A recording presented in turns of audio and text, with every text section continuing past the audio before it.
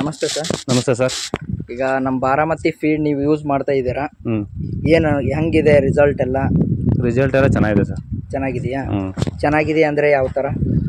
ಅಂದರೆ ಫ್ಲ್ಯಾಟು ನಾವು ಮೊದಲು ಆಗ್ತಾ ಇದ್ದೆವು, ಹಾಂ ಅದಕ್ಕಿಂತ ಇದು ಸ್ವಲ್ಪ ಪರವಾಗಿಲ್ಲ. ಅಂದರೆ ನಮಗೆ ಡಿಗ್ರಿ ಹಾಂ ಫ್ಲ್ಯಾಟು ಚೆನ್ನಾಗಿ ಬರ್ತಾ ಇದೆ. ಹಾಂ ಆಮೇಲೆ ಹಾಲು 1 ಲೀಟ್ರ್ ರೇಜ್ ಆಗಿದೆ. ಎಷ್ಟು ಹಸು ಇದಾವೆ ನಿಮ್ಮ? ನಮ್ಮವು 3 ಹಸುಗಳಿದೆ ಸರ್. 3 ಹಸುಗಳು. ಹೌದು.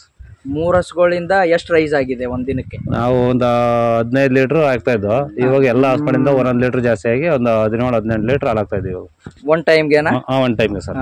2 ಲೀಟ್ರಿಂದ ಒಂದು ಹಸುಗೆ 2 ಲೀಟ್ರ್ ರೈಸ್ ಆಗಿದೆ ಒಂದಿನಕ್ಕೆ. ಒಂದಿನಕ್ಕೆ ಸರ್. ಈಗ ಹಸು ಕಂಡೀಷನ್ ಎಲ್ಲ ಹೇಗಿದೆ? ಹಸು ಕಂಡೀಷನ್ ಎಲ್ಲ ಚೆನ್ನಾಗಿದೆ ಸರ್. ನಮಗೆ ಕೆತ್ತಲಬಹುದು ಮತ್ತೆ ಜ್ವರ, ಇದು ಮೇವು ತಿಂದ ಇರೋದು ಆ ಥರ ಏನೆಲ್ಲ ಎಲ್ಲ ಚೆನ್ನಾಗಿ ತಿಂತಾ ಇದೆ. ಚೆನ್ನಾಗಿ ಹಸುಗಳೆಲ್ಲ ಆರೋಗ್ಯ ಚೆನ್ನಾಗಿದಾವೆ. ಚೆನ್ನಾಗಿದೆ. ಇವಾಗ ನಮ್ಮ ಫೀಡ್ ಇಂದ ನಿಮ್ಗೆ ಆದಾಯ ಆಗ್ತಾ ಇದೆಯಾ? ಆಗ್ತಾ ಇದೆ ಸರ್. ಆಗ್ತಾ ಇದೆ.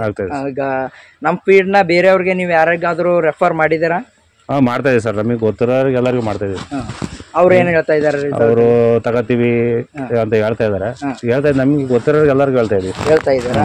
ಓಕೆ. ಹಸುಗಳು ಏನ್ ಸಮಸ್ಯೆ ಏನಿಲ್ಲ, ಚೆನ್ನಾಗಿದ್ದಾವೆ. ಆಗುವಾಗ ಒಂದ್ ಸ್ವಲ್ಪ ಅದೇ ಕೆತ್ತಲು ಬಾವು ಹಿಂಗೆ ಏನೋ ಒಂದ್ ಸ್ವಲ್ಪ ಹುಷಾರಿಲ್ದಂಗೆ ಆಗೋದು ಹಿಂಗೆಲ್ಲ ಆಗ್ತಿತ್ತು.